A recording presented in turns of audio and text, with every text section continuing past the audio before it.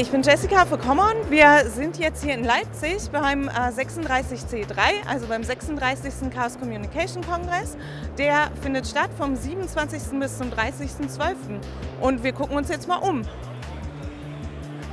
Ich freue mich jedes Jahr wieder neu, hier zu erleben, was gerade der Puls der Zeit ist, was es Neues gibt rund um Internet, Medien und auch um vieles mehr. Also hier werden zum Beispiel Beziehungsmodelle neu verhandelt. Es ist so ungefähr jedes Element des Alltags ist quasi hackbar.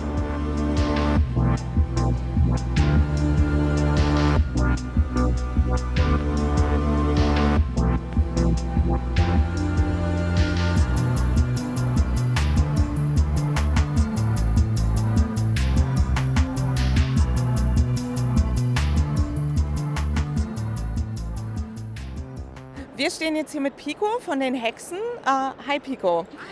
Was sind die Hexen? Die Hexen, das sind so die Feministinnen im CCC, im Chaos Computer Club. Das heißt, wir sind ein Zusammenschluss aus Frauen und Personen, die sich mit dem Label Frau identifizieren.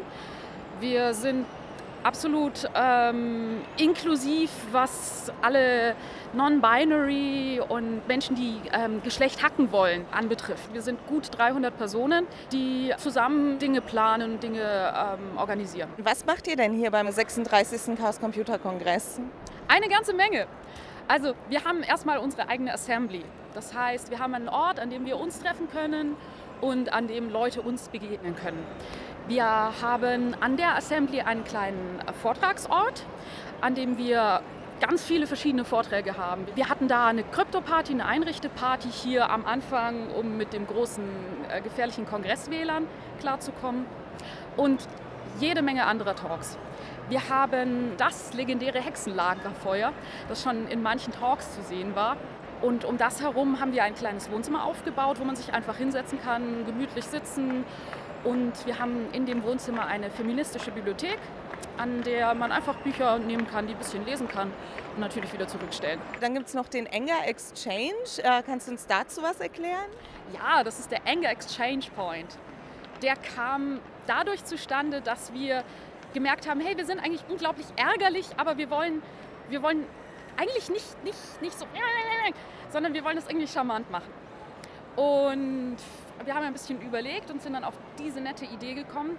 Es ist ein Ort, an dem jemand seinen Ärger auf ein Formular schreiben kann und das in einen Schlitz wirft. Auf der anderen Seite dieses Schlitzes befindet sich eine Urne, in die man reingreifen kann und sich fremden Ärger rausholen kann und sich dann über etwas anderes ärgern kann. Und dann gibt es noch ein Memorial-Projekt, habe ich gesehen. Das macht ihr seit letztem Jahr. Kannst du mir das ein bisschen erklären?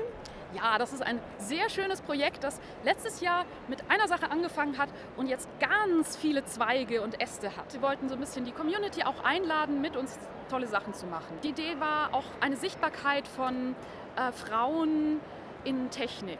Da war kurz vorher diese Geschichte mit der Physiknobelpreisträgerin gewesen, die erst dann einen Wikipedia-Artikel bekommen hat, als sie den Physiknobelpreis bekommen hat. Vorher war sie augenscheinlich nicht wichtig genug. Und das war für uns so ein bisschen so ein Anstoß zu merken, dass es ein Problem auch mit der Sichtbarkeit von Frauen in typischen Männerberufen gibt, die ja im CCC extrem gut vertreten sind. Wir haben Leute aus der Community eingeladen, für uns unter unserer Koordination solche Schreine zu bauen. Wir hatten dann knapp 20 von diesen Schreinen letztes Jahr auf dem Kongress verteilt. Und das war sehr schön, da wie mit einer Schnitzeljagd durch den Kongress zu gehen und diese Memorials zu suchen. Ich habe noch gesehen, ihr habt Geburtstag. Ihr werdet 30 heute. Ja, wir werden 30. Und zwar wurden wir vor 30 Jahren gegründet und feiern das dann heute in einer großen Party.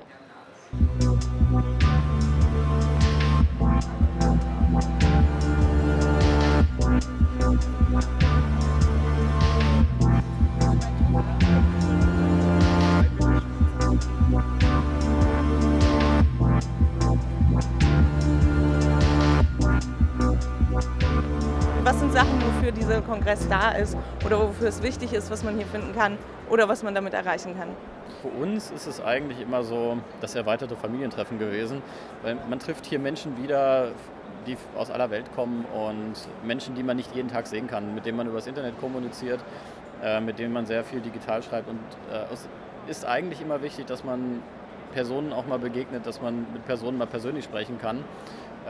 So ein Thema, was vielleicht so in den letzten Jahren, wo immer mehr Kommunikation über Messenger und Handys aufkommt, so ein bisschen abgenommen hat. Und vor allem uns ist es immer ein wichtiges Anliegen gewesen, das eben noch zu ermöglichen, weil nur so können sich neue Ideen entfalten und auch eine Auseinandersetzung stattfinden. Was sind denn die Themenschwerpunkte dieses Jahr? Ja, das ist immer ein bisschen schwierig zu sagen, weil immer viele Leute viele Themen mitbringen und das entwickelt sich immer so ein bisschen über die Veranstaltung hinweg.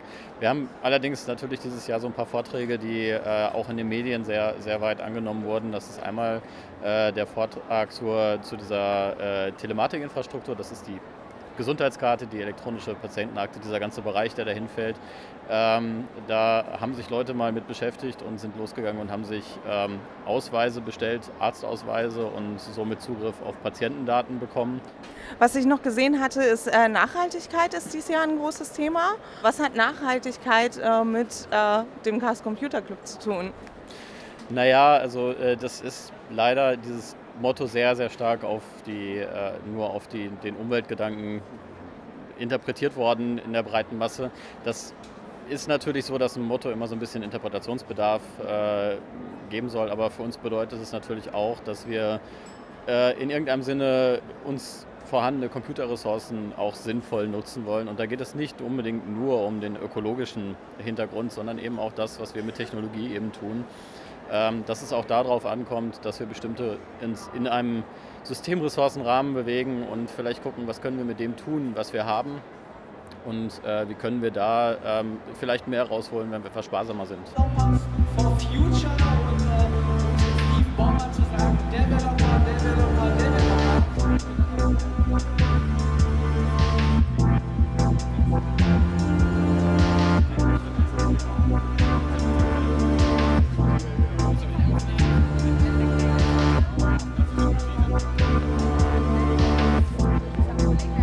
Ich stehe hier mit Bonnie und Erik von der Free Software Foundation Europe, FSFI, ein ziemlicher Zungenbrecher. Wer seid ihr und was macht ihr? Ja, wir sind ein Verein und wir fördern freie Software. Wir möchten also, dass Gesellschaft und Politik verstehen, warum freie Software für uns alle besser ist und warum das die bessere Software ist. Freie Software, vielleicht ganz kurz für diejenigen, die es nicht wissen, wird auch als Open Source bezeichnet. Es ist Software, die uns allen 4 Freiheiten gibt und das sind die Freiheiten, die Software für jeden Zweck zu verwenden, zu verstehen, zu verbreiten, zu verbessern. Unterm Schnitt heißt es, man kann mit dieser Software im Prinzip alles tun und lassen, was man möchte. Ich kann sie so oft kopieren, wie ich möchte, ich kann sie verändern und ich kann sie dann auch die veränderten Versionen jedem weitergeben. Wie sieht euer Programm aus? Was macht ihr hier? Also wir haben unter anderem ein paar Talks. Morgen zum Beispiel reden wir um 14 Uhr bei Chaos West über Public Money, Public Code. Heute Abend geht es nochmal um das freie Software 1x1. Das ist um 18.30 Uhr als Self-Organized Session. Da muss man im Wiki mal nachschauen. Und du hast auch nochmal einen Talk hier.